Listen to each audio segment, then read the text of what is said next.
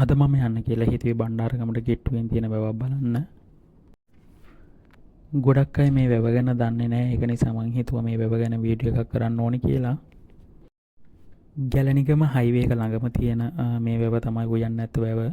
ගැලණිගම highway එක ළඟම නිසා මේ වැවට යන්න එච්චර අමාරුවක් නැහැ.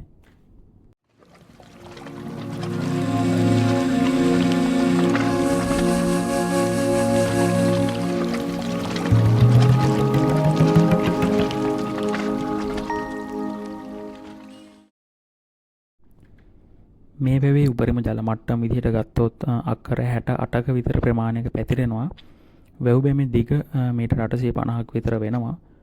මේ වැවෙන් ගැලණිගම ප්‍රදේශයේ කුඹුරු අක්කර 100 ගණනක් අස්වද්දනවා. ඒ වගේම පොල් 300කට අධික ප්‍රමාණයකට ජලය සපයන්න මේ වැව උපකාරී වෙනවා.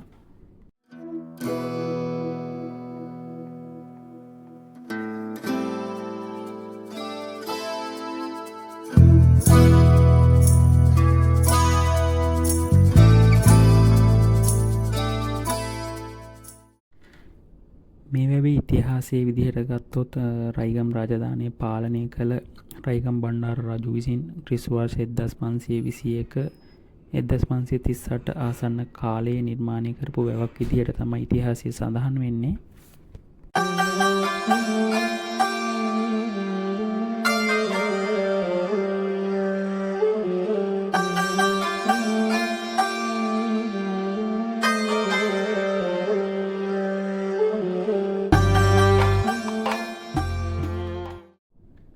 මෙතන පවුලේ අයත් එක්ක යාළුවෝ එක්ක ගිහින් විනෝද වෙන්න පුළුවන් තැනක්.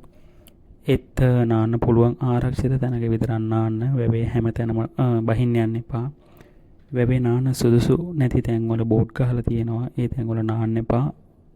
තව දෙයක් තමයි ඒ පරිසරය ආරක්ෂා කරන්න කුණු හැමතැනම දාන්න යන්න එපා.